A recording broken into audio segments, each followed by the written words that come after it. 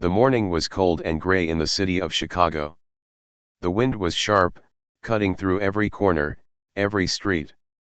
People hurried to work with their coats pulled tight, faces hidden behind scarves. Cars splashed through the puddles left by last night's rain. Down the street, a young girl named Emily Parker walked with slow steps. Her old jacket was too thin for this kind of weather, and her shoes had tiny holes that let the water in. Still, Emily walked with quiet strength, carrying a small bag with her work uniform inside. She worked at a small diner on Maple Street, a place that smelled of coffee and fried eggs. It wasn't much, but it was the only job she could find. Emily was only 19, and life had not been easy for her. Her parents had died in a car accident when she was 16, leaving her with nothing but a few clothes and an old photo album. Since then, she had lived alone, working hard just to survive. Every morning, she woke up before the sun, made a cup of cheap instant coffee, and took the bus to the diner. Her rent was late again, and she knew her landlord would come knocking soon. But even with all that pain, Emily still smiled at people. She still believed in being kind. That morning, as she turned the corner onto Maple Street, something caught her eye. Near a trash can by the old bookstore sat an old man, wrapped in a dirty blanket. His hands trembled, and his face was hidden under a hood. In front of him was a small cardboard sign that read, "Hungry. Please help." Dozens of people passed by him. Some looked away, pretending they didn't see him. Others gave him a quick glance and walked faster. Nobody stopped.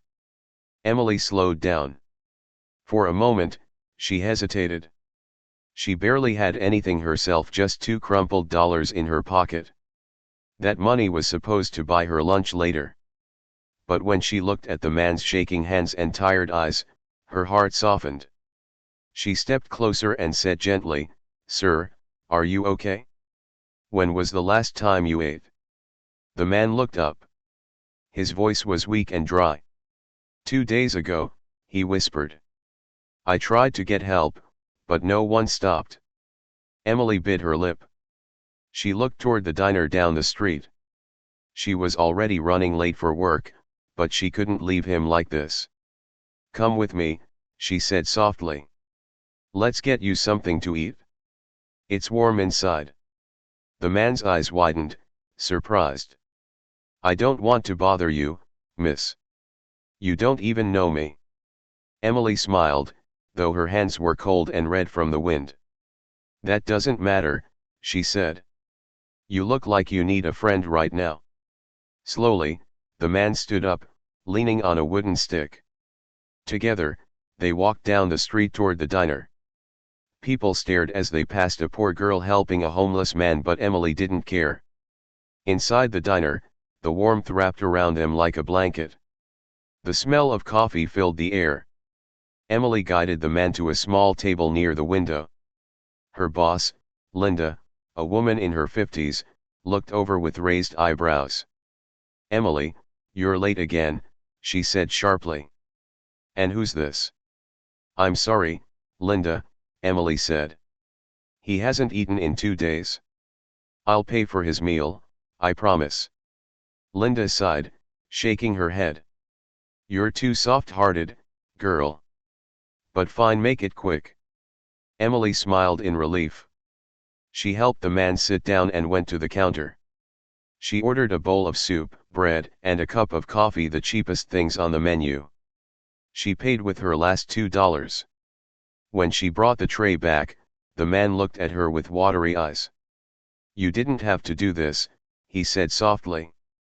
"You could have just walked away like everyone else." Emily shook her head. "I know what it's like to be ignored," she said. "Sometimes all we need is a little kindness." The man picked up the spoon with trembling hands. He took a sip, and for the first time, a small smile appeared on his face.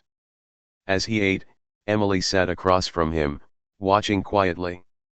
She didn't know who he was or where he came from. She only knew that he looked tired, like someone who had lost everything.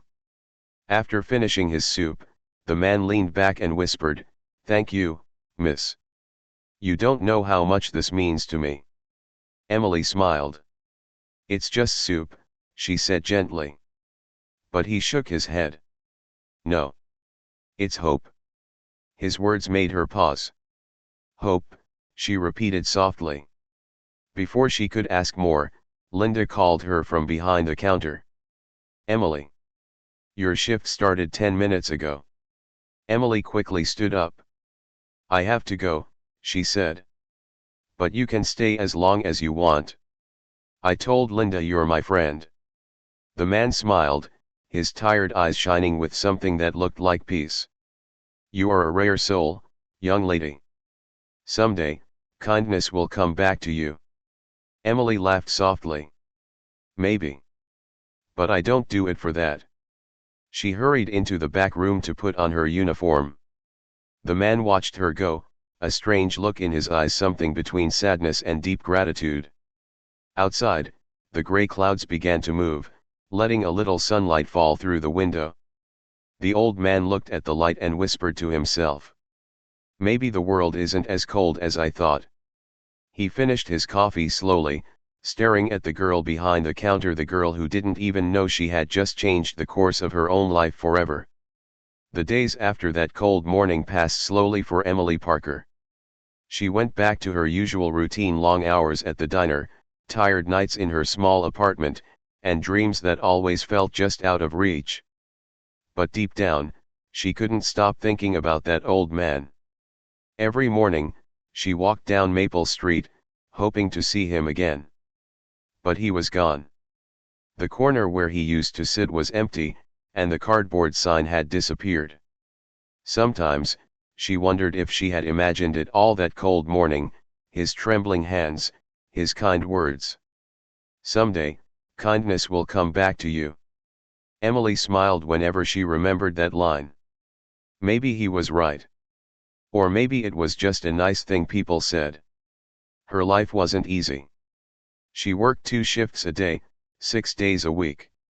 In the morning, she served coffee and pancakes to half-asleep customers. In the afternoon, she cleaned tables and washed dishes. The tips were small, sometimes only a few cents. But Emily was grateful for every coin. She kept a jar in her kitchen labeled Nursing School Fund. Every week, she dropped whatever she could inside $1, sometimes $2. It wasn't much, but it was her dream. Ever since she was a little girl, Emily had wanted to be a nurse. She wanted to help people, just like the nurses who had helped her parents before they died. But dreams, she had learned, cost money. And she barely had enough for rent. Her apartment was a tiny one-room space on the east side of the city. The paint on the walls was peeling, and the heater often broke in winter. The window rattled whenever the wind blew hard.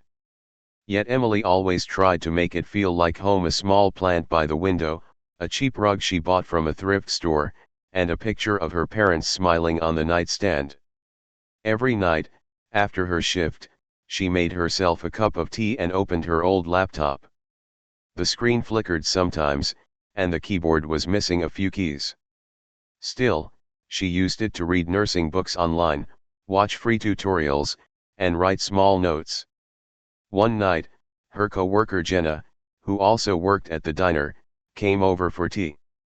Jenna was loud and funny, the complete opposite of Emily. "Emily, you work too hard," Jenna said, sipping her tea. "You should go out, have some fun." Emily smiled. "I can't. I'm saving money. I want to start nursing school one day." Jenna rolled her eyes. "Girl, you've been saying that for 2 years. You'll never get out of this diner." Emily looked at her cup quietly. "Maybe I will," she said softly. "But I have to try." Jenna laughed. "Dreams don't pay rent, Em." That night, after Jenna left, Emily sat by the window, watching the city lights. The streets were filled with cars and people, so many people chasing something. She whispered to herself, "Maybe dreams don't pay rent, but they keep me alive. The next morning at work, Emily's boss Linda noticed her tired eyes. You should take a day off, Linda said. I can't, Emily replied. I need the hours. Linda sighed. You remind me of myself when I was your age. Always working, always hoping life will get better. Emily smiled. Did it? Linda paused for a long moment. Not the way I thought it would. But it's not too late for you. The bell above the door jingled. Customers walked in, laughing and chatting. Emily tied her apron tighter and went back to work. All day, she smiled, took orders, and carried plates. Her feet ached, her back hurt, but she kept going. Every time she saw someone eating, she remembered the old man she had helped. She wondered where he was now. Did he find a home? Was he safe? Later that evening, when the diner was quiet, Emily took a short break. She sat in the corner booth, drinking water, when a man in a suit entered the diner. He looked wealthy: gold watch, polished shoes, expensive coat. He walked past Emily without even noticing her. Linda whispered, That's Mr. Carter. He owns half the buildings on this street. Comes here sometimes for coffee. Emily nodded, uninterested. People like him lived in a different world, a world where she didn't belong. When her shift ended, she walked home under the soft yellow streetlights. The cold air brushed her face, but she liked the quiet. The city felt peaceful at night. She stopped for a moment outside a charity board pinned with old flyers and papers. One caught her eye. Scholarship opportunity: nursing school applications open. Her heart jumped. She quickly wrote down the address and deadline on a piece of paper. Maybe this was her chance. That night, she stayed up late, writing her application essay. She didn't have much to say, no big achievements, no fancy words. She just wrote honestly about her life, her struggles, and her dream to help others. When she finished, she smiled. It wasn't perfect, but it was from her heart. She mailed the form the next morning before work. Days turned into weeks. Emily kept working, kept waiting, kept hoping. Every time she heard the mailman's steps in the hallway, her heart skipped. But the letters that came were always bills, never answers. Still, she didn't give up. Sometimes, when she felt tired or sad, she remembered the old man's face and his gentle voice. Someday, kindness will come back to you. She didn't know when that someday would come. But she believed deep in her heart that it would. Winter slowly turned into spring in Chicago, but life for Emily Parker stayed almost the same. The snow melted from the sidewalks, yet her days still began before sunrise and ended long after the stars appeared. She had stopped thinking about that old man she once helped, not because she forgot him, but because she thought she'd never see him again. Life had moved on.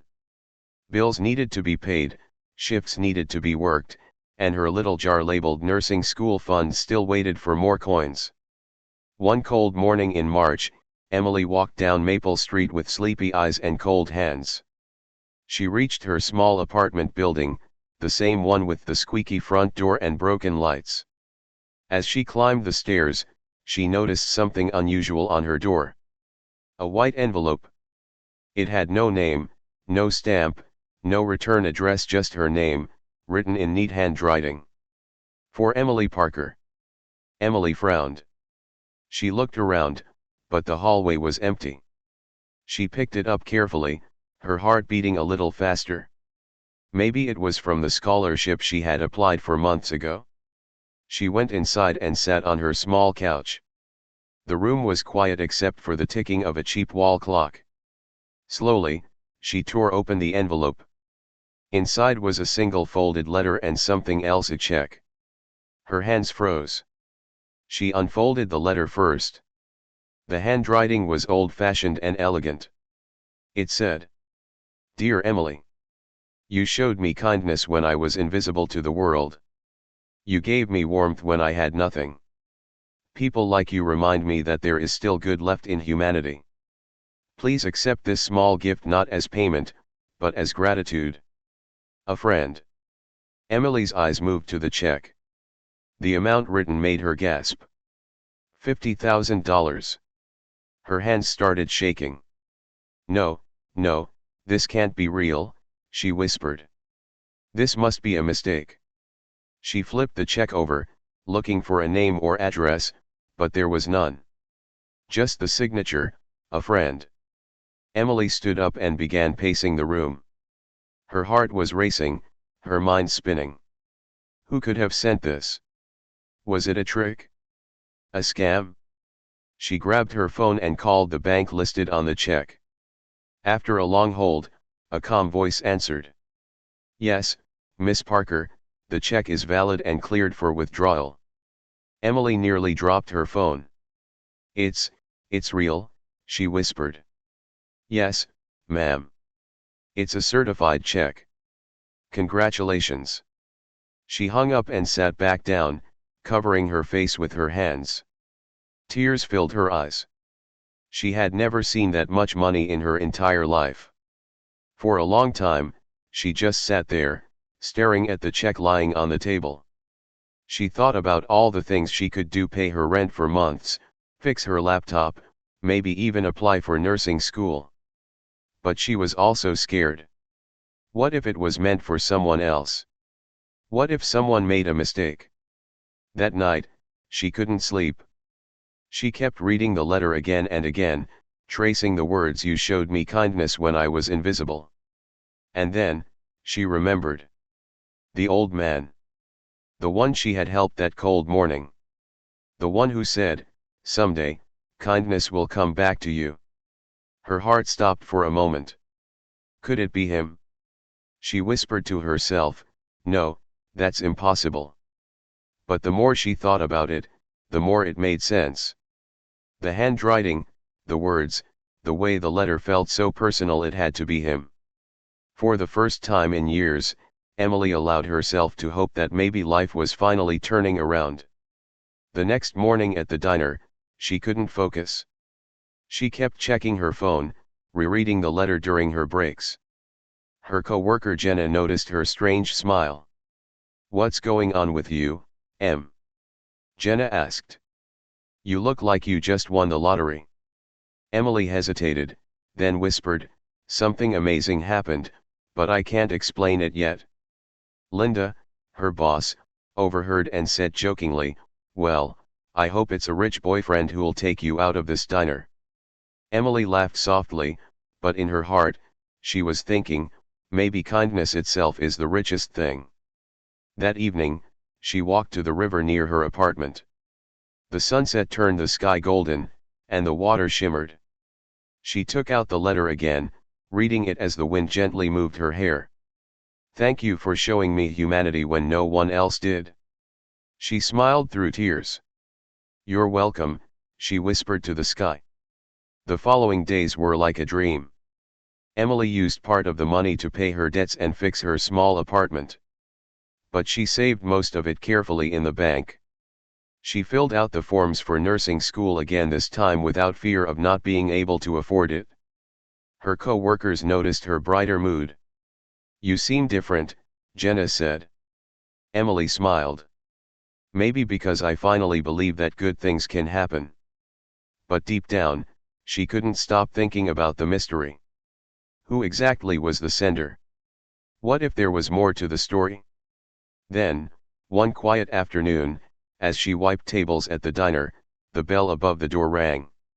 A man in a dark suit entered, tall, serious looking, carrying a brown folder.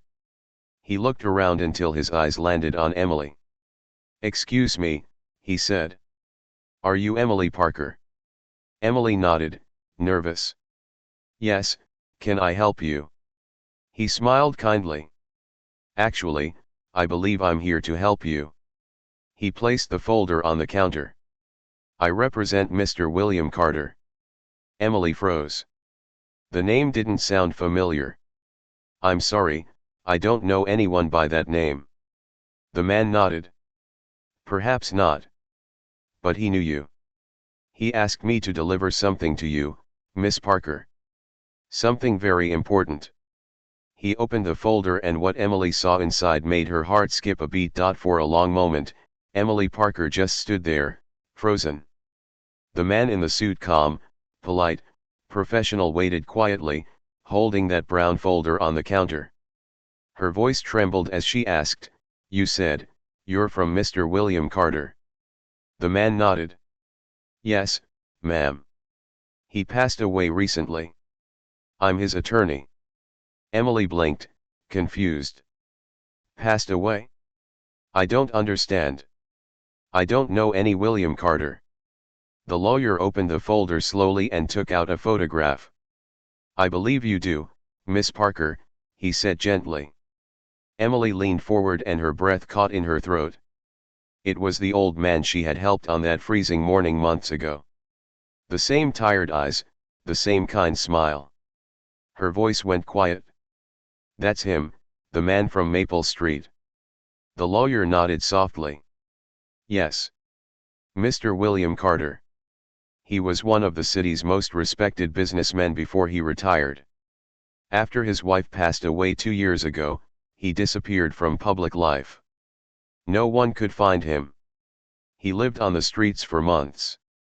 Emily felt her eyes fill with tears. "He looked so lost. I didn't know he was someone important." The lawyer smiled faintly. "He didn't want anyone to know. He told me once that after his wife died, he lost faith in people. He said everyone only cared about his money. So one day, he left everything behind to see if kindness still existed."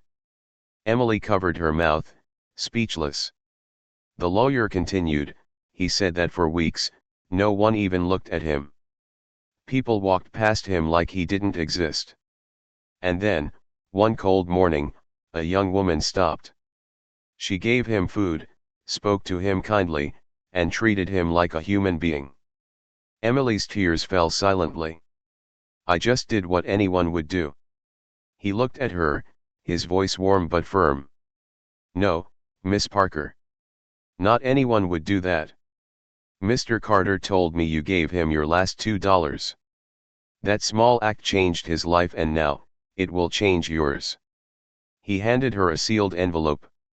Inside was a handwritten letter, the same familiar writing as before. Emily unfolded it carefully. "Dear Emily. When I met you, I had nothing, not because I was poor, but because I had lost my will to live. You gave me something no money could buy, hope. I saw in you the goodness I once believed had vanished from this world. You reminded me of my wife, who always said, 'A single kind act can heal a heart.' I wanted to thank you in a way that could truly make a difference in your life. Please accept what my lawyer will give you, not as charity, but as gratitude from a man whose heart you saved. William Carter." Emily pressed the letter against her chest, crying quietly. The lawyer spoke again. "Mr. Carter left behind a will. In it, he named you as one of his beneficiaries." Emily's eyes widened. "Beneficiary? What does that mean?" He smiled kindly. "It means he wanted you to receive something very special. A full scholarship to the city's best nursing school, completely paid for. Along with that." He reached into the folder and handed her a small silver key. "He's left you ownership of a small house in Oak Ridge, the one he and his wife lived in before she passed. It's not very big, but it's fully yours now." Emily's mouth opened, but no words came out. She stared at the key in her palm, shining softly under the diner lights. "Mr. Carter wanted you to have a fresh start," the lawyer added. "He said he wanted his home to belong to someone with a good heart." By now, Linda and Jenna were standing nearby, watching in disbelief. Linda whispered, "Emily, is this real?" Emily could barely speak. I don't know what to say." The lawyer smiled. "You already said it months ago. You said, sometimes all we need is a little kindness. Mr. Carter never forgot that." He gave her a card. "Call me when you're ready to visit the house and finalize the documents." There's also a note from him waiting there. With that, he nodded politely and left the diner, leaving Emily standing there, still holding the key. For a long time, she just stood in silence. The noise of the diner faded, the world seemed to pause.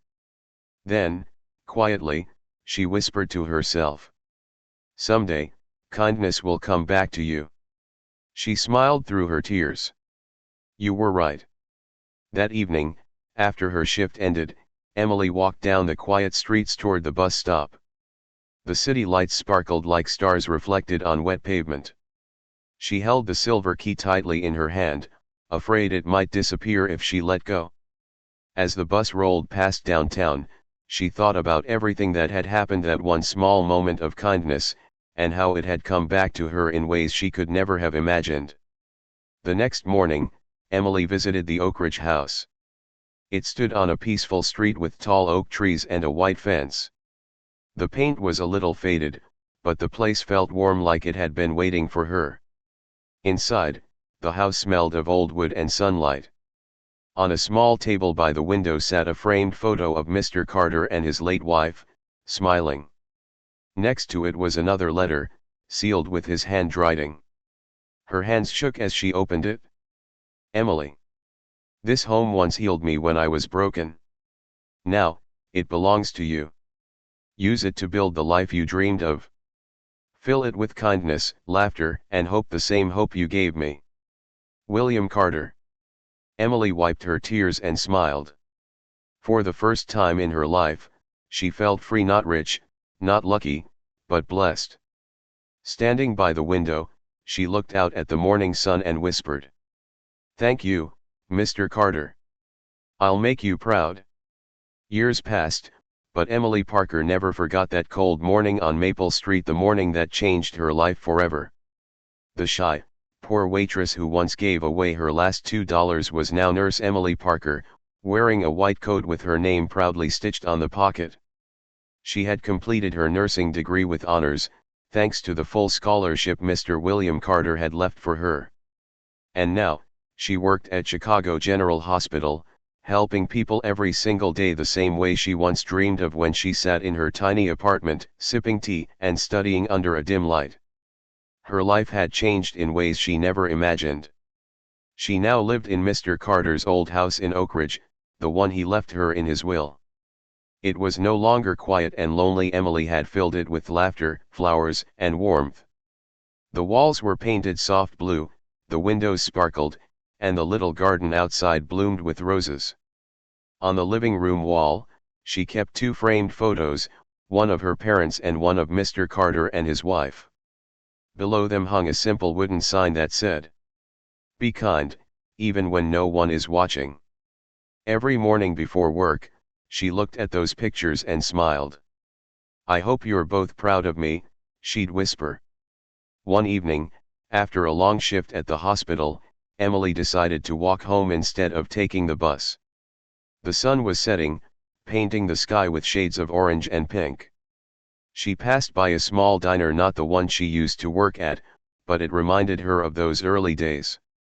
Outside the diner, near a lamp post, she noticed a young boy sitting on the curb.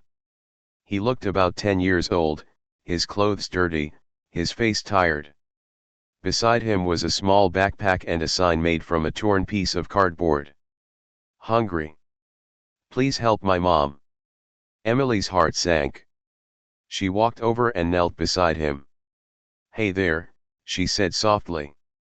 "Are you okay? Where's your mom?" The boy looked up, eyes full of fear. "She's inside the store, trying to get some food. But we don't have money." Emily smiled gently. "It's all right. Come on, let's get you something to eat." The boy hesitated. "I don't want to get you in trouble." She shook her head. "You won't. I used to be where you are now." They walked inside the diner together. Emily ordered soup and sandwiches for both of them. When the food arrived, she told the waiter to pack some extra meals to go. As the boy ate, she watched him quietly, and for a moment, she saw herself all those years ago. When his mother came rushing in, Her face pale with worry, Emily stood up and smiled. "It's okay," she said kindly. "He's safe. Please, sit. Eat." The woman's eyes filled with tears. "You didn't have to do this." Emily smiled softly, repeating the same words she once heard long ago. "It's not about having much. It's about sharing what you have." The woman began crying, whispering, "Thank you, ma'am. God bless you." Emily reached into her purse and handed her a small envelope. Inside were $50, not much for her now, but she knew what it could mean for someone in need. "Take this," she said. "Get a room for tonight. There's a shelter nearby. Tell them Nurse Emily sent you." The woman hugged her tightly, sobbing. The little boy whispered, "Thank you, lady." Emily smiled. "You're welcome, kiddo." As she walked home under the soft glow of the streetlights, she couldn't stop thinking about that boy and his mother. She remembered the old man's voice, calm, gentle, full of truth. "Someday, kindness will come back to you." And it had. Over and over again. The next morning, Emily stood at the hospital window, watching the sun rise. Her co-worker, Dr. Harris, walked by and said, "You're in early again. You must really love this job." Emily smiled. "I do. But it's not just a job. It's my purpose." Later that day, as she treated a patient, she thought about how one simple act, buying soup for a stranger, had completely changed her path. If she had ignored that man, if she had just walked past him like everyone else, her life would have stayed the same. But kindness had opened a door she never knew existed. That weekend, Emily visited Mr. Carter's grave for the first time since moving into his house. The cemetery was peaceful, surrounded by tall trees and birds singing. She placed a bouquet of white lilies on his grave and whispered, "Mr. Carter, thank you for believing in me. Thank you for showing me that kindness matters." She smiled, brushing away a tear. "Don't worry. I'm doing what you wanted. I'm helping people, just like you helped me." The wind blew gently through the trees, as if answering her. Emily stood there for a long moment, her heart full. Then she whispered softly, "You were right. Kindness always comes back." That night, back at home, she wrote a small note and pinned it on her fridge. It said, "Never forget where you came from. Never stop being kind." She looked around her warm, cozy home, the house that once belonged to a lonely old man, and felt at peace. Outside, the rain began to fall, just like it had that day years ago when she first met him. But this time, the sound wasn't sad. It was comforting, like a song of memories, of hope, and of love that never fades.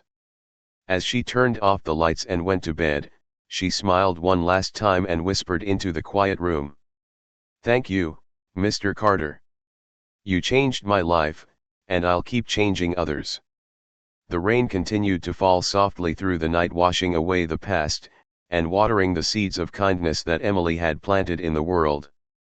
Because in the end, her story wasn't just about luck.